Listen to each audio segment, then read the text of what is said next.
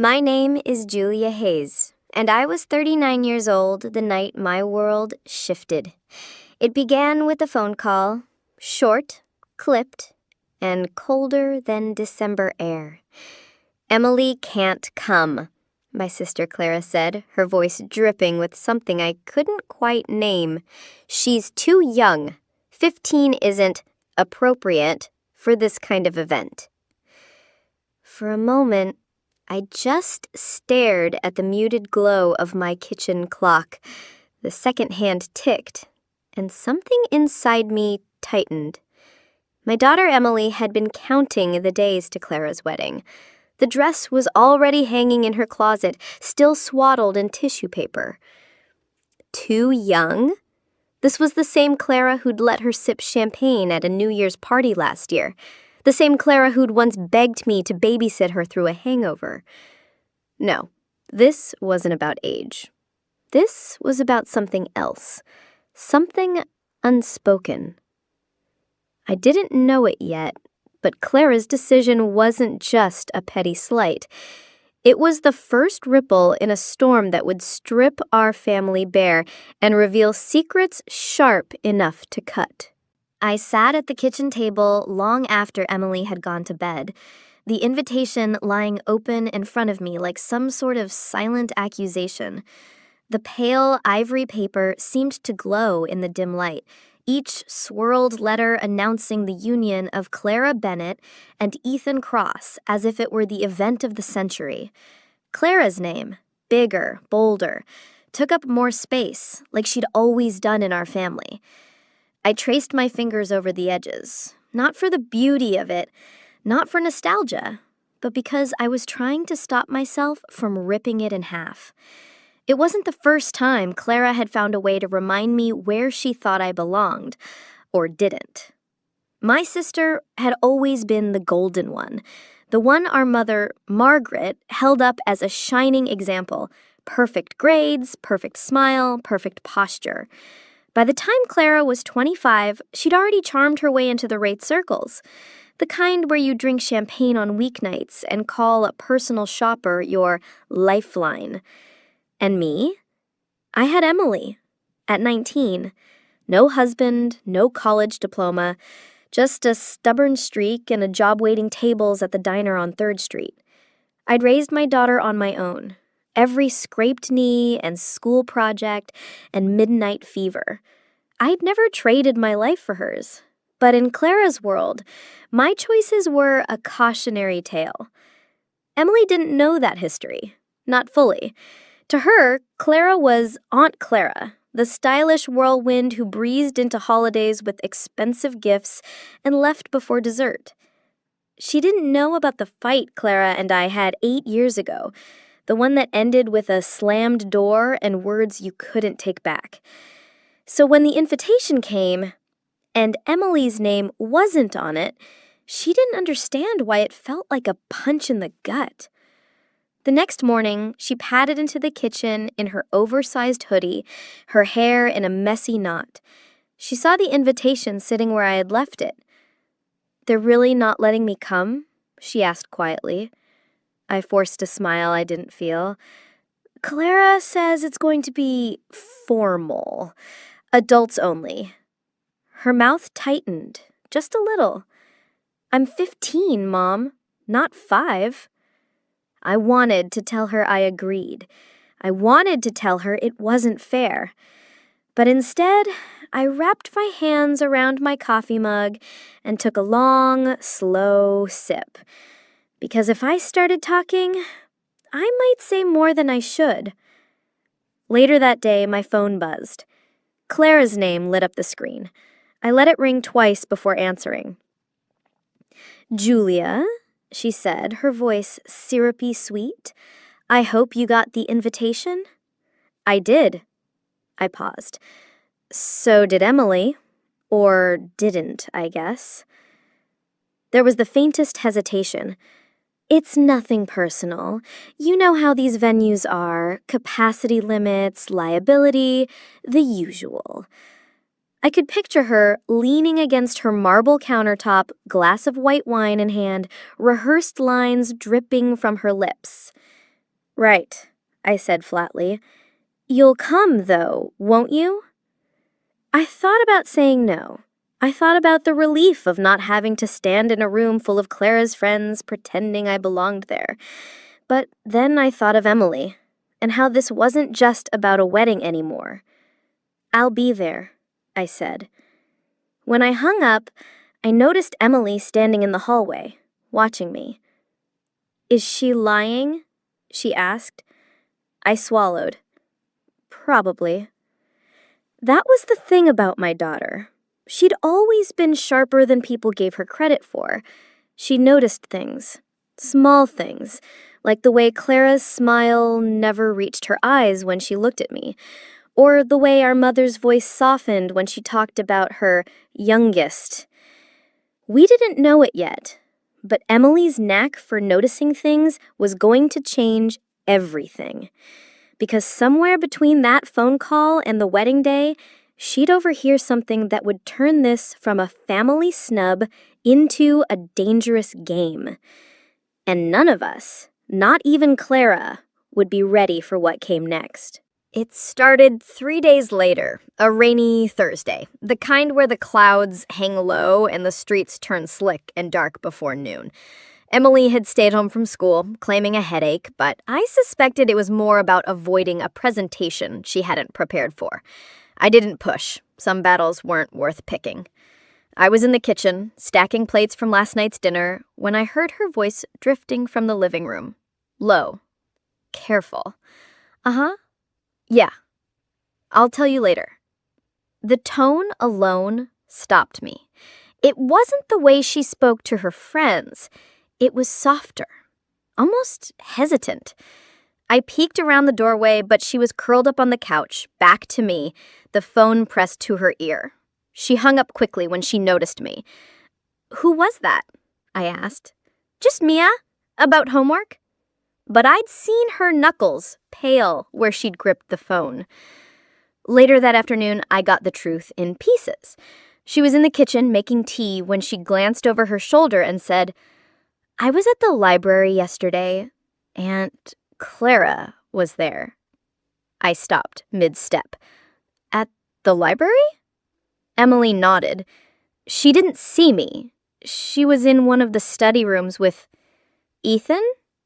I think they were arguing. That caught me off guard. Clara and Ethan? In a library? My sister didn't read unless it was printed on a wine menu. What were they saying? I asked. She hesitated, staring at the steam curling from her mug. I couldn't hear everything, but Ethan said something like, if this comes out, it's over. And Clara said, then make sure it doesn't. The words landed in me like a weight. Why didn't you tell me yesterday? I asked. I don't know. It didn't seem like my business. She paused. But they both looked really tense and scared. Scared. That wasn't a word I'd ever associate with Clara. That night, I lay awake, replaying Emily's account in my head. I tried to imagine my sister's poised, manicured face pulled tight with fear. What could possibly threaten her so badly that she'd be meeting in secret with her fiancé, whispering in public? The next morning, a second clue dropped in my lap. Almost literally. I was at the cafe down the street, grabbing a coffee before work, when someone brushed past me, knocking a folded piece of stationery from their coat pocket. I bent to pick it up and froze when I saw the crest embossed at the top. Clara's wedding crest. The man, tall, sandy-haired, turned back and snatched it from my hand with a muttered, thanks. But not before I'd seen 2 lines of handwriting. The deposit will be ready by Friday. Keep it quiet. He was gone before I could think to follow. By the time I got home, my mind was buzzing. The library meeting, the tense voices, now this note tied to the wedding somehow. I didn't tell Emily about it, not yet. Instead, I tried to reach Clara. She didn't answer. Hours later, I got a text. "Busy with fittings? Everything okay?" I stared at the screen, thumb hovering over the keyboard. Should I confront her? Should I ask why she was sneaking around with Ethan in libraries and passing notes to strangers? I typed, "We need to talk." She left it on read. That evening, Emily came into my room. She stood in the doorway, biting her lip, a habit she'd had since she was small. "There's something else," she said quietly. I sat up. "Go on." When they left the library, Ethan said something like, "We don't have much time." And Aunt Clara said, "Then we do it before the wedding." A cold ripple spread through me. Before the wedding. "What do you think they meant?" she asked. "I don't know, but I think we're going to find out." And for the first time in years, I felt it. The old, familiar pull of suspicion. The one I'd ignored for the sake of keeping the peace. The one I'd buried under years of polite distance. Whatever game Clara was playing, she was running out of time. And now, so was I. By Saturday morning, I'd convinced myself that ignoring this would be impossible. I could pretend I didn't care about Clara's life, her wedding, her secrets, but the truth was, I cared too much. Not for her sake, but for Emily's. My daughter had been dragged into the edges of something, and if it was ugly enough to make Clara nervous, it was ugly enough to hurt us all. The first place I went was my mother's house. Margaret Hayes was the kind of woman who could boil water without spilling a drop while balancing a crystal vase in the other hand. When she opened the door in her pale blue cardigan and pearls, she looked like someone who had never known a day of disorder in her life. "Julia," she said, surprised, "to what do I owe this early visit?" I stepped inside, inhaling the faint smell of lemon polish. "Have you talked to Clara lately?" "Of course," she said lightly. "We speak almost every day. She's very busy with the final details." I studied her face. My mother's expressions were always measured, but I knew her tells, the slight way her jaw would tighten when she was hiding something. "Has she mentioned Ethan?" I asked. Margaret's smile thinned.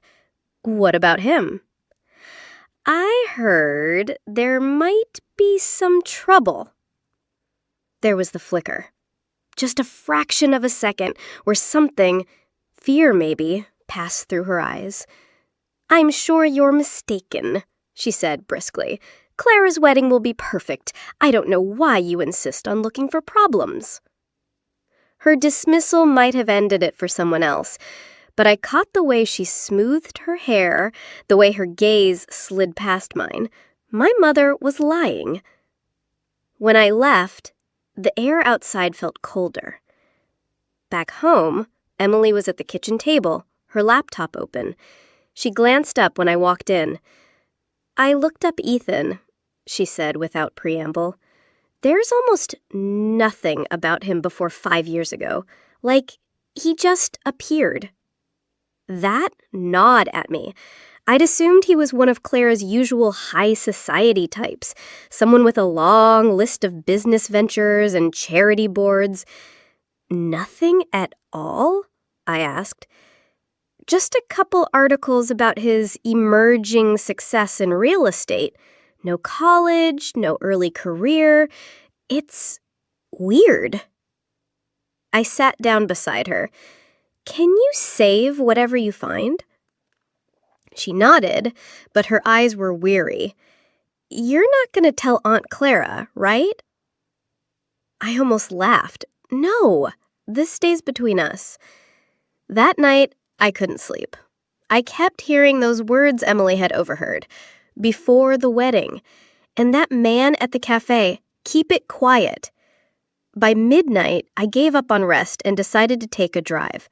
The streets were empty, the lamplight stretching long shadows across the wet pavement. Without fully admitting it to myself, I ended up near the boutique hotel where Clara and Ethan had their engagement party months ago. That's when I saw her. Clara, stepping out of a black sedan in a long coat, her hair pulled into a sleek twist.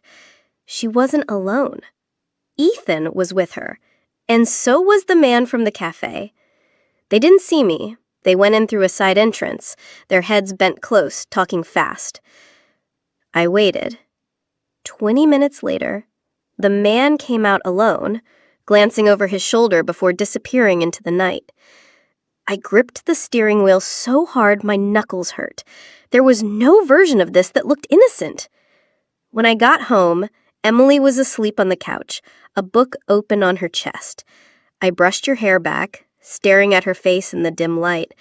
I had this sudden, chilling thought that whatever Clara was tangled in, my daughter might be deeper in it than I knew. And as much as I wanted to confront my sister, I realized something that made my stomach turn. I didn't know if Clara was the victim in all this, or the one pulling the strings. Either way, the clock was ticking. By Monday, I was certain I'd have to force Clara's hand. Not directly, she was too skilled at brushing off confrontation, but by finding something undeniable, something that would make her have to tell me what was going on. It was Emily who handed me the first thread to pull. We were in the car, stuck at a red light, when she said, "I think Ethan might be cheating on Aunt Clara." I turned sharply. "Why would you say that?" She shrugged, but her eyes stayed on the window. "I saw him on Saturday, at the bookstore downtown. He was with some woman, not Aunt Clara. They were close." "How close?" She hesitated. "Like whispering, leaning in. She touched his arm, and when I walked by, he looked at me like he was surprised or worried I'd say something." The light turned green, but I didn't move. Cars honked behind me until I finally pressed the gas. "Why didn't you tell me earlier?" I asked. "I wasn't sure it mattered, but maybe it does." Her voice was small, almost guilty. I realized she was scared, not of telling me, but of what it might mean. That night, I couldn't stop thinking about it. Cheating would explain some of the secrecy. The library meetings, the man at the cafe could have been someone involved, a go-between, a fixer, whatever people like Ethan used. It all fit, almost too well. On Tuesday, I decided to test it. I knew Ethan had a habit of lunching at the Briarwood Club on weekdays, the kind of place that you don't just walk in without a reservation and a yearly membership fee that could cover my mortgage. But I knew a guy. 2 hours later, I was sitting at a corner table in the dining room, my hair pulled back, sunglasses perched in my hair like a casual afterthought. I kept my menu up just high enough to scan the room without looking obvious. And there he was, Ethan, polished as ever in a navy suit, his smile practiced, his posture perfect. Across from him sat a woman with glossy auburn hair, laughing softly at something he said. I recognized her immediately. Not from family events, but from the society pages. Her name was Vanessa Crane, a widow, heiress to a small but respectable fortune, known for her philanthropy and for being one of the most sought-after single women in the city. They leaned in, speaking in low tones. At one point, Ethan reached for her hand. She didn't pull away. I snapped a photo under the table, quick, discreet. My pulse was hammering. If I showed this to Clara, she couldn't deny it. She'd have to admit something was wrong. I stayed just long enough to watch them leave together. Not toward the valet, but toward the side exit, the one that led to a more private parking area. By the time I got home, I'd already rehearsed how the confrontation would go. Clara picked up on the second ring. "What is it, Julia?" she said, impatient, like I interrupted something important. "Ethan is cheating on you. I saw him, today, with Vanessa Crane." There was silence, just the faint sound of her breathing, then a low laugh. "Oh, Julia," she said, and it wasn't amusement I heard in her voice. It was pity. "Oh, Julia, Vanessa is a client. Ethan's been helping her sell some property. She's grateful. That's all." I almost told her about the hand-holding, the leaning in, but something about her tone made me pause. "Don't you think it's strange that he's meeting her in private, holding her hand, keeping it from you?" "Nothing Ethan does is strange to me. But what is strange is your sudden interest in my fiancé's life. Are you sure this isn't about something else?" The jab hit deeper than I expected. "I'm trying to help you." "No, Julia," she said, voice dropping to a warning. "You're trying to find fault. You always have. I'm not playing this game with you." The line went dead. I sat there, phone still in hand, my mind racing. Either she was in deep denial, or she knew exactly what was happening and didn't care. The next day, I got my answer, or at least what I thought was my answer. I was walking past the florist shop when I saw Ethan again. This time, he was alone, talking on his phone in the shadow of the awning. "No, I told you, Friday. It has to be ready by Friday. She's expecting it before the ceremony." I froze. The ceremony. The words were like a match to dry leaves in my brain. If this was about cheating, why would there be a deadline tied to the wedding itself? Unless... My thoughts were interrupting when he turned, catching sight of me. For just a second, his expression flickered. Surprise, then calculation. He gave me a polite nod, as though we were strangers, and walked away. By the time I got home, I felt certain I'd been chasing the wrong lead. The cheating angle, Vanessa, the lunches, the hand-holding, had been a distraction. A perfect, glossy red herring. Whatever Ethan and Clara were planning, it wasn't an affair. It was something bigger, riskier. And that meant I was back at the start. Emily was waiting in the living room when I came in. She said, "You were right. It's not cheating." I sank into the chair across from her. "How do you know?" She said, "I saw them today, at the post office. They were mailing something, a huge envelope, and Aunt Clara told the clerk it was for an attorney in another state." My pulse kicked up again. "What attorney?" "I don't know. But, Mom?" "Yeah?" They looked scared again. I leaned back, my mind spinning. I had been so sure Ethan's wandering eye was the answer. Now I knew it was just noise, a cover, maybe even deliberate, to keep anyone from asking the real questions. And the worst part? It was working! The idea of an attorney in another state rattled around in my mind for days like a coin in a dryer. Loud, insistent, impossible to ignore. Clara wasn't the type to dabble in legal matters herself. She hired people. She delegated. If she was personally mailing something to an out-of-state lawyer and doing it in the company of her fiancé, it wasn't routine. It was personal. And personal, in my family, almost always meant dangerous. I decided to test the waters again, but not with Clara. She was too guarded now, every conversation wrapped in barbed wire. Instead, I went to someone who'd been orbiting her life for years without being fully in it. Rachel, her former college roommate. Rachel and I had crossed paths only a handful of times, but I knew two things about her. She didn't like Clara, and she had a memory like a steel trap. We met at a small cafe on the edge of town. Rachel arrived in a leather jacket, her dark hair pulled back, a sharpness in her eyes that hadn't dulled since the last time I saw her. "So," she said, settling into the chair opposite me, "to what do I owe the pleasure?"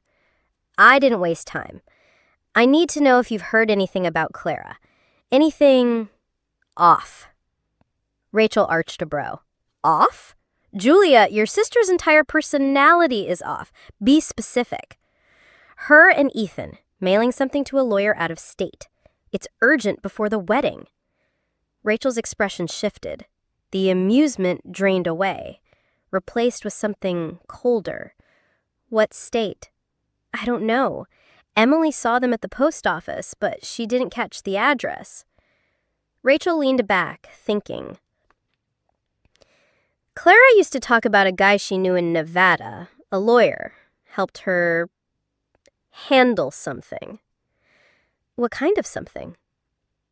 She hesitated, then lowered her voice. "It was before Ethan, before she got into her perfect socialite phase. There was a man, older, married. It ended badly, but she kept some leverage." The word hit me like a slap. "Leverage?" Rachel nodded slowly. "Proof. Letters. Photos.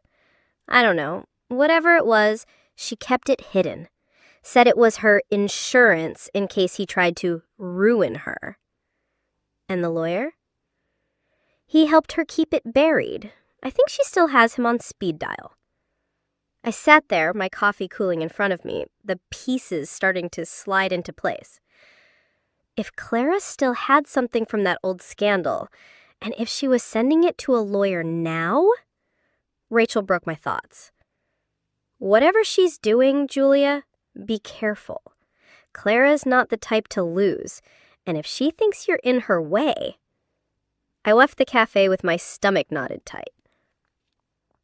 That night, Emily was sprawled on the couch with her laptop, her fingers flying over the keys.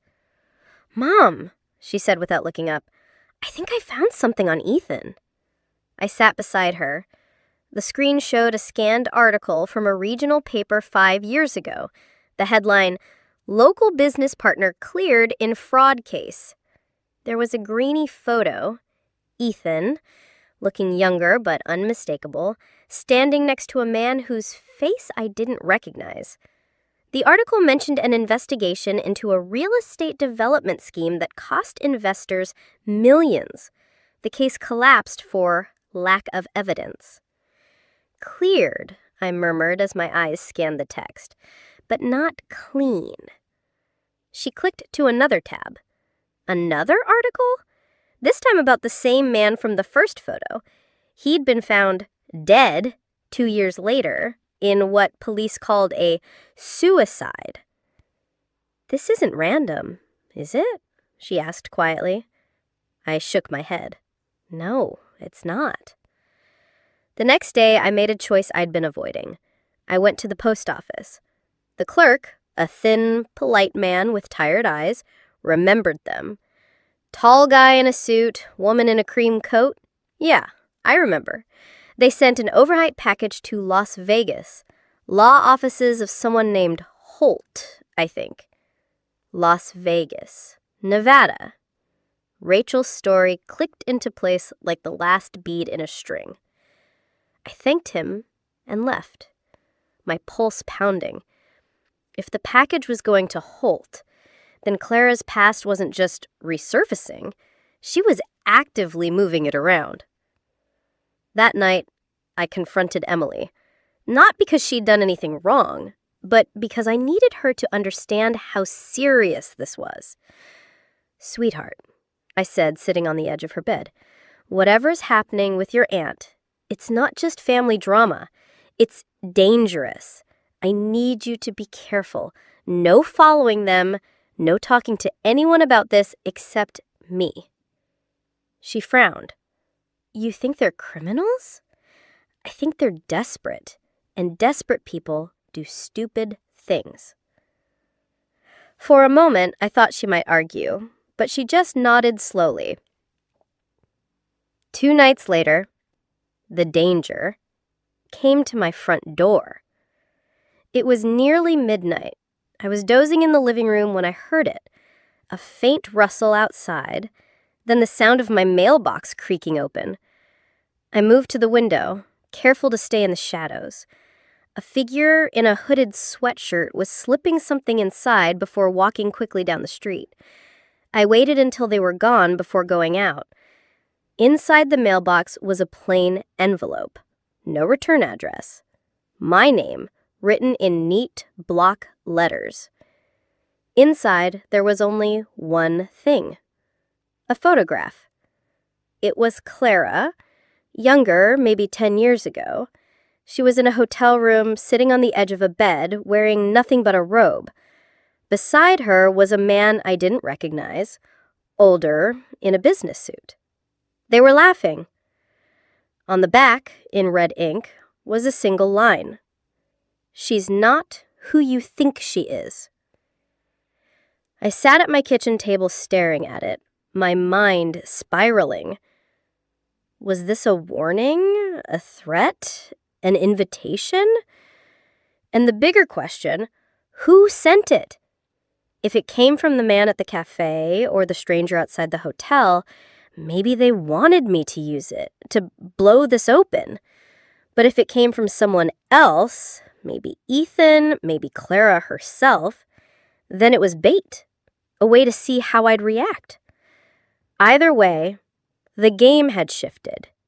This wasn't just about an old scandal anymore. It was about control, and I had just been handed a piece of it.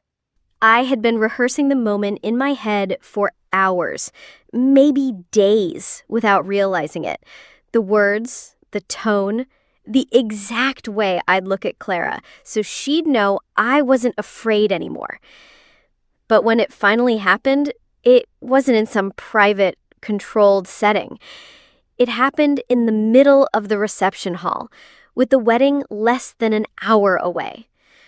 The ballroom shimmered in gold and white, chandeliers casting halos of light over tables so immaculate they looked untouched by human hands.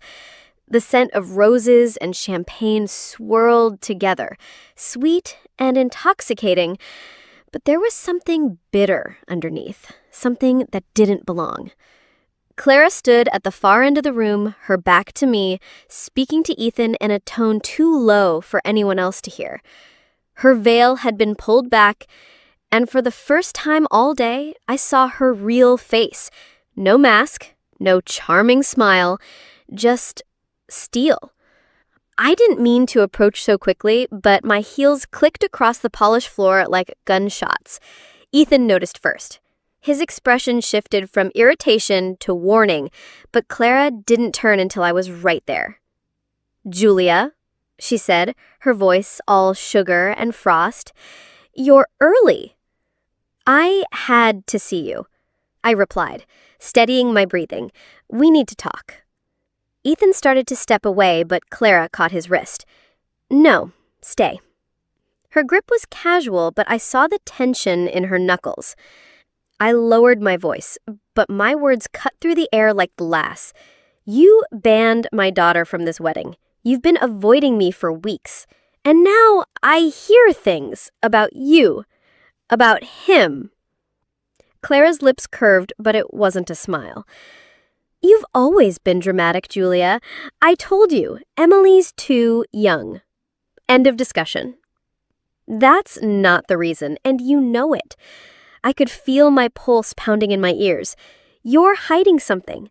Something you don't want coming out tonight." For the smallest fraction of a second, she faltered. A tiny twitch in her jaw, a narrowing of her eyes. Then it was gone. Ethan's voice was cool, almost bored. "This is neither the time nor the place." "Funny," I said, turning to him, "because I think it's exactly the time And as for place, well, Clara made sure I had a front row seat to this little performance. Clara's smile froze and her voice dropped into something dangerous. Julia, walk away. Now. I didn't. Instead, I leaned closer, lowering my voice until only they could hear. Emily heard you. 2 weeks ago, in the garden. She heard every word about the money, about the blackmail, and about the man you never told Ethan about. It was like shattering a mirror. Clara's expression fractured. A flicker of panic, quickly replaced by fury. Ethan's gaze darted to her, his calm cracking just enough for me to see the suspicion bloom. "Is that true?" he asked, his tone still controlled but tighter now. Clara didn't answer. She was calculating, I could see it, counting the lies she'd told, the ones she could still get away with, the ones that were about to slip through her fingers. She said, "I suggest that you keep your child out of conversations she can't understand, or I will make sure she regrets it." That was it. That was the line that broke something in me. I stepped forward, close enough that our shoulders almost touched. "You try anything against Emily, and I will burn every perfect thing you've built down to the ground." For a long, tight moment, we just stood there, locked in silent war. Then Ethan's phone buzzed. He glanced at the screen, then at Clara, and whatever passed between them wasn't love. It was strategy. He slipped away without another word. Clara watched him go, then turned back to me.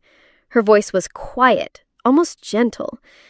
"You think you've won something here. You haven't.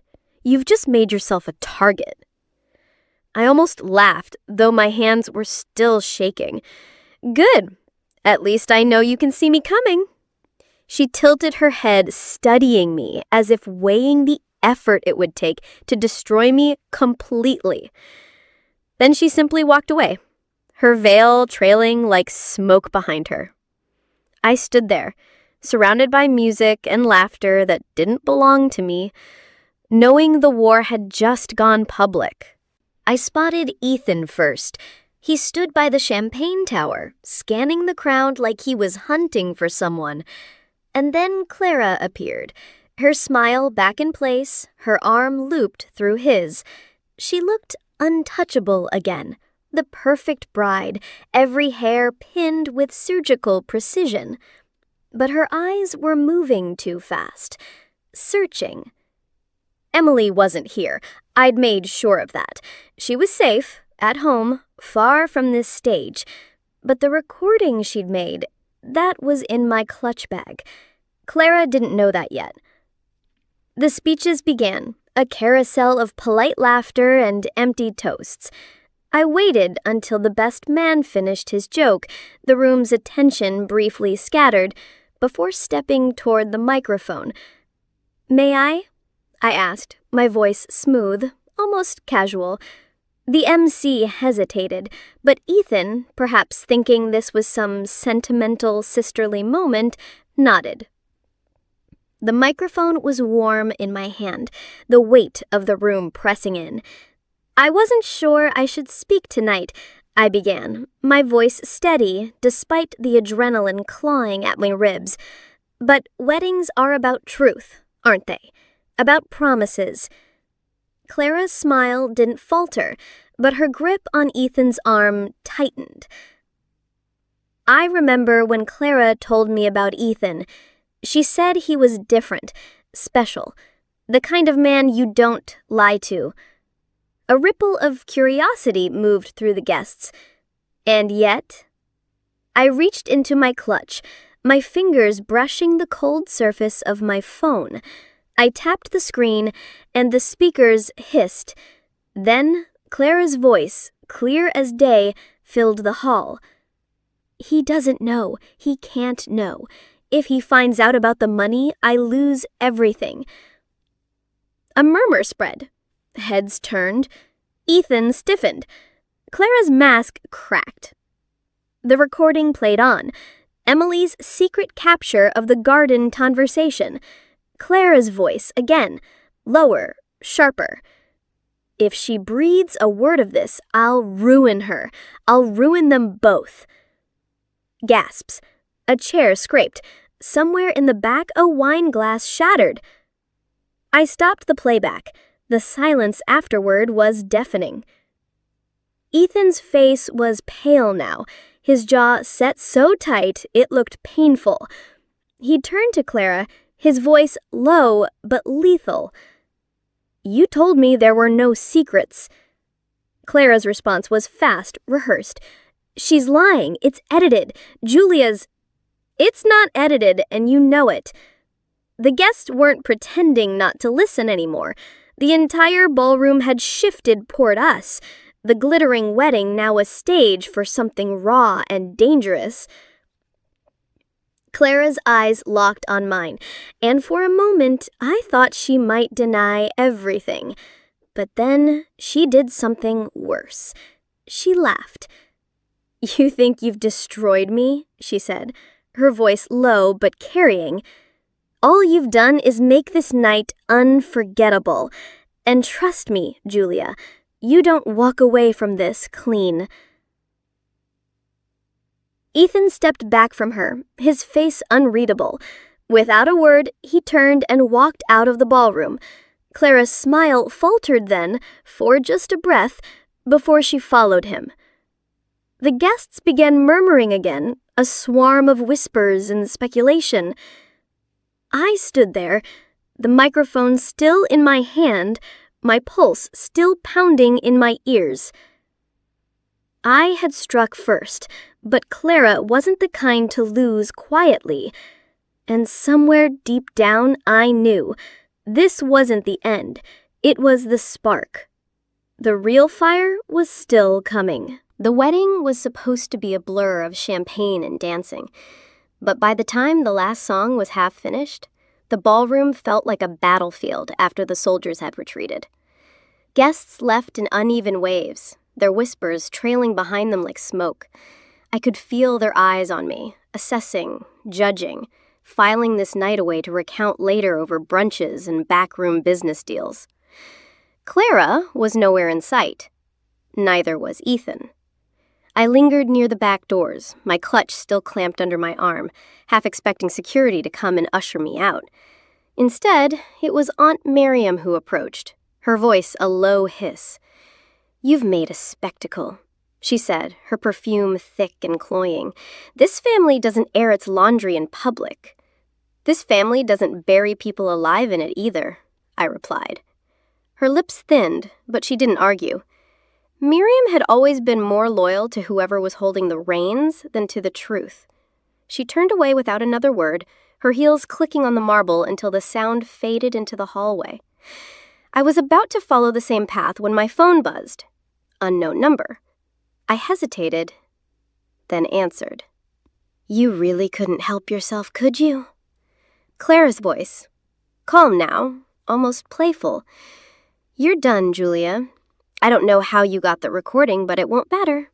You've got a teenager's word against mine, and the rest of the family will choose me. They always do."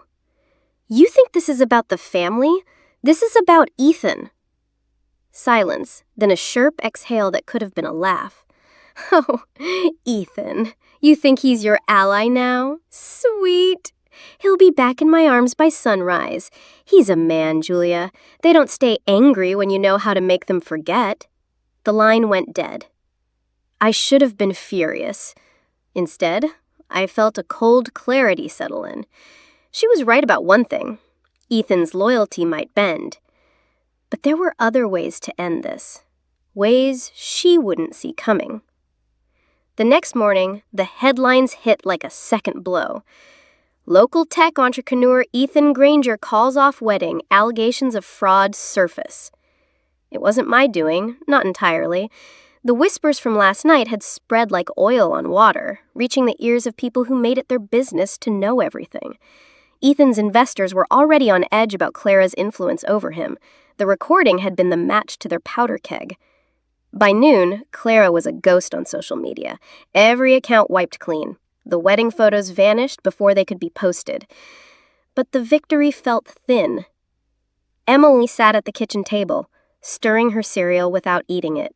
She'd heard some of the fallout already, friends texting her screenshots of gossip threads. "Did we do the right thing?" she asked. I sat across from her, the morning light cutting through the room like a spotlight. "We told the truth," I said. "That's the right thing." She didn't look convinced, and maybe I wasn't either. 3 days later, the package arrived. No return address, my name scrawled across the top in an unfamiliar hand. Inside was a flash drive. I plugged it into my laptop, expecting more dirt I could use against Clara. Instead, the screen filled with a video, grainy, time-stamped from nearly 2 years ago. Clara in what looked like the back room of a restaurant, sitting across from Ethan. Only this Ethan was different, leaner, tired-looking. "I need the rest of it," she was saying. "I told you I can't. It's locked up in the accounts. If I pull any more, they'll notice." She leaned closer, her smile sharp. "Then make them not notice. You know what's at stake." The clip cut abruptly. I sat frozen. This wasn't about some inheritance dispute or family gossip. Clara and Ethan, before their engagement, were working together on something shady. And the money from my recording, this was that same trail. But if this was true, then why had Ethan walked away from her now? I didn't have to wait long for the answer. That night, Ethan called me. His voice was low, almost ragged. "I need to see you," he said. We met in the corner booth of an empty diner. He didn't order coffee, didn't even look at the menu. "She's dangerous," he said. "You think you've beaten her, but she's already moving. She's got accounts offshore, shell companies, and people who don't ask questions about where the money comes from." I leaned back, crossing my arms. "Why are you telling me this?" "Because she's not done with you, and because—" He hesitated, glancing toward the window. "Because I'm not innocent in this either. I was part of it, Julia, until I realized I'd be the one holding the bag when it all came down. And now you're, what, flipping on her?" "I'm getting out," he said simply. "And if you're smart, you'll do the same." 2 weeks passed. I tried to believe it was over. Then, one evening, I came home to find the front door ajar. The house was silent, no sign of forced entry, but on the kitchen counter, where Emily's school books usually sat, was a single envelope. Inside, a Polaroid. Emily, sitting in what looked like the back seat of a car, her expression calm, but her eyes were wide. On the bottom edge, written in thick black marker, "Next time, I won't be so gentle. C." My first instinct was to call the police, but something in me froze. Clara wouldn't make threats she couldn't follow through with, and if she had Emily, no. The phone in my hand felt suddenly heavy. I set it down. I would handle this myself. The war hadn't ended at the wedding. That had only been the opening salvo. Clara still had pieces on the board, and now she had just reminded me how far she was willing to go to win. The difference this time was, so was I. I tucked the Polaroid back into its envelope, slid it into my bag, and locked the door behind me. Somewhere in this city, Clara was waiting for my next move. And she wouldn't have to wait long. The police cars had long gone. The hum of their engines was replaced by the soft hiss of the ocean beyond the cliffs. The Bennett estate, once glowing with champagne and fairy lights, now sat in ruin, a hollow echo of celebration. I stood at the French doors, Emily's hand warm in mine. The glass reflected our faces in the dim light, tired, drawn, and older somehow. Clara had been taken away hours ago. Her perfect white gown had trailed in the dirt, streaked with crimson and smeared mascara. She didn't look like my sister. She looked like a stranger wearing her face. Margaret had retreated upstairs, claiming she couldn't bear the shame. I hadn't seen her since the arrest. Ethan was gone too. In handcuffs. The truth had been brutal. A love built on leverage. A marriage born from blackmail. And my own role in it, my silence all those years ago, it was a wound that would never quite close. Emily squeezed my hand. "It's over, right?"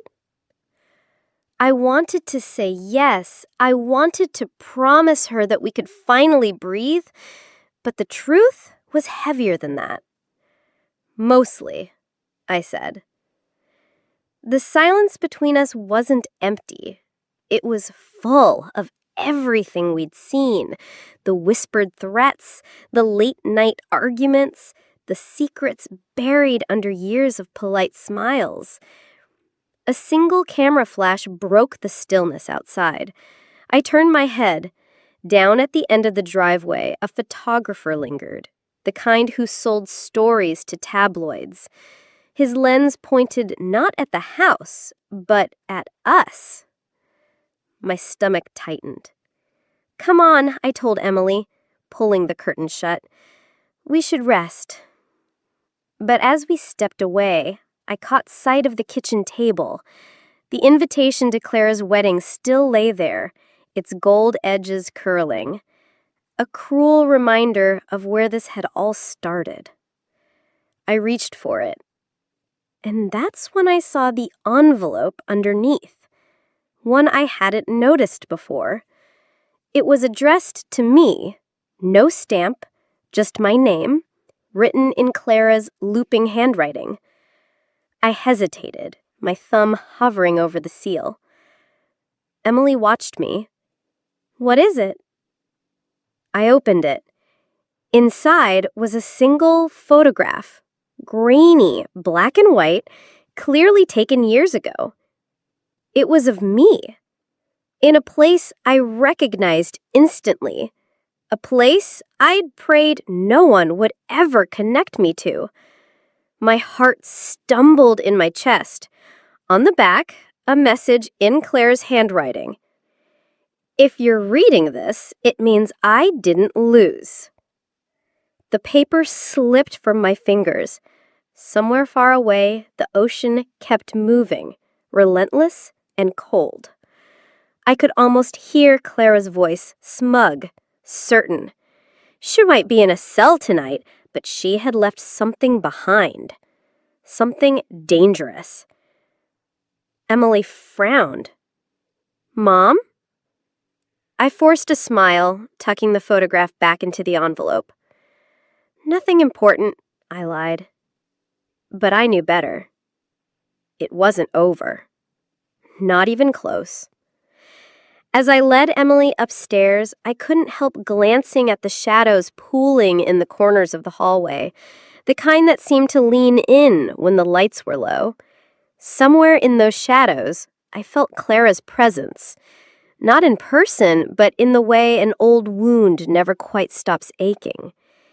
And for the first time since this began, I realized I hadn't won. I'd just survived. The rest, that was still coming.